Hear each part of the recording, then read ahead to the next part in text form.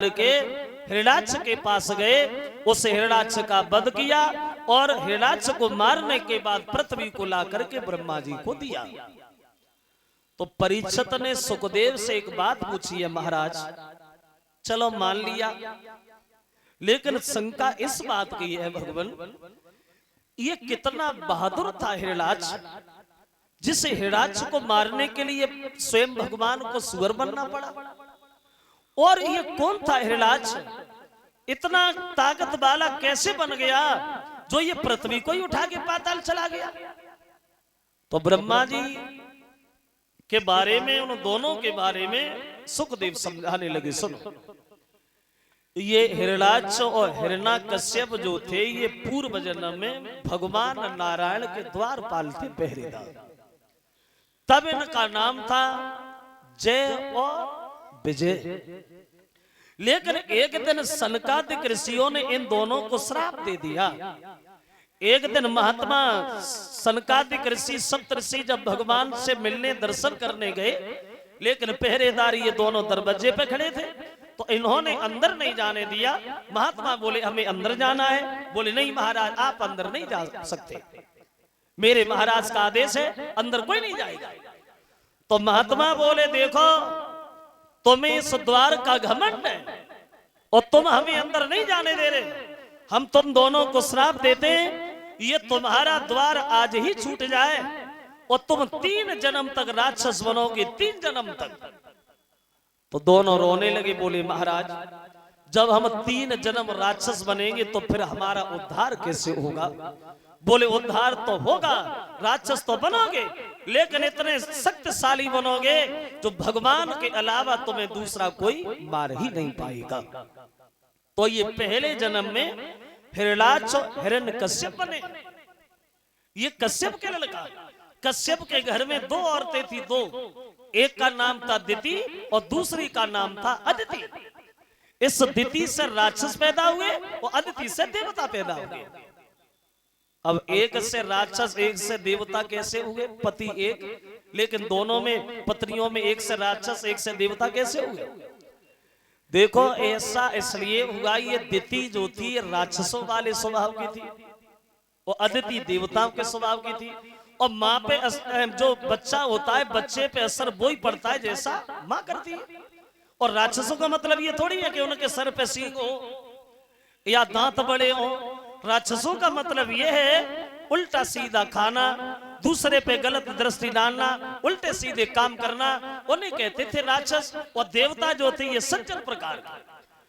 अब एक दिन हुआ ऐसा, महाराज कश्यप जो थे ये शाम को भजन कर रहे थे, तो दिति ने कश्यप के कान में एक बात कही है, महाराज हमें लड़का चाहिए, हमें लड़का दो।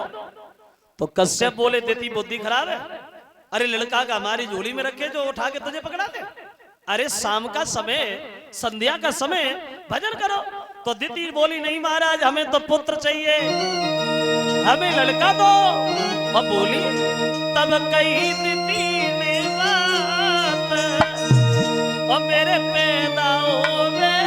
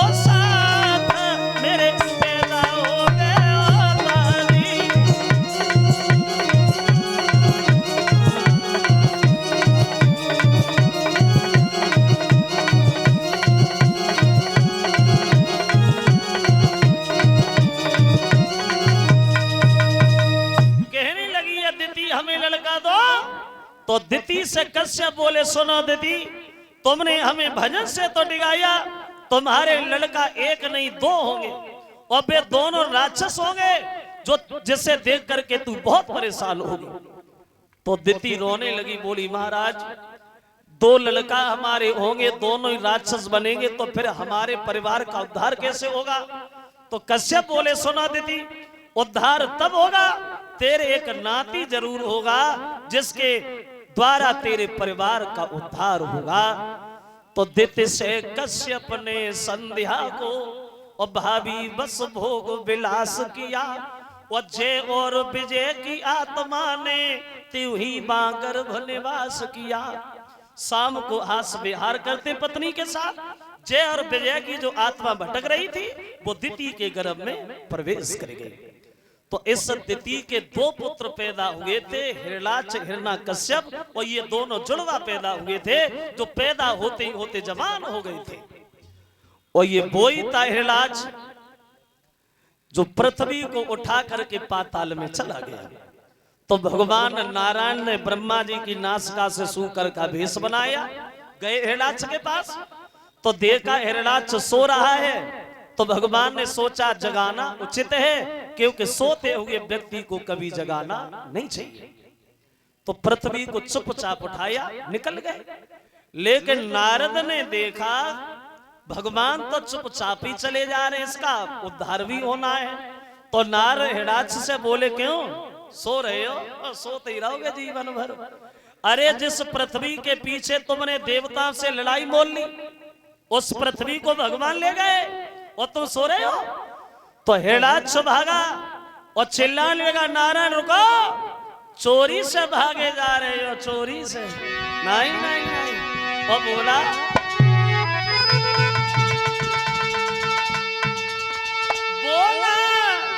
हे चोरी में ये हिरणाक्ष की अरे थाती है, चोरी से भागे और जाते हो तुम्हें में शर्म नहीं आती।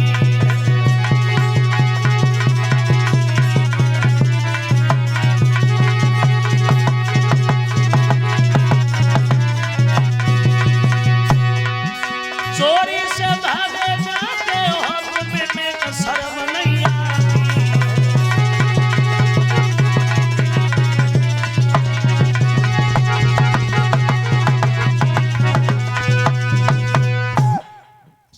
सोई जल पे रख के भूमि को और खड़े भये भगवान, और काट दिया सर नीच का वो चक्र सुदर्शन तान। पृथ्वी को जल पे रखा और चक्र सुदर्शन के द्वारा उस हिरणाक्ष के सर को काट दिया और पृथ्वी को लाके ब्रह्मा जी को दिया। धीरे धीरे सृष्टि आगे बढ़ती ही चली गई। बोलिए भक्तवत्सल भगवान।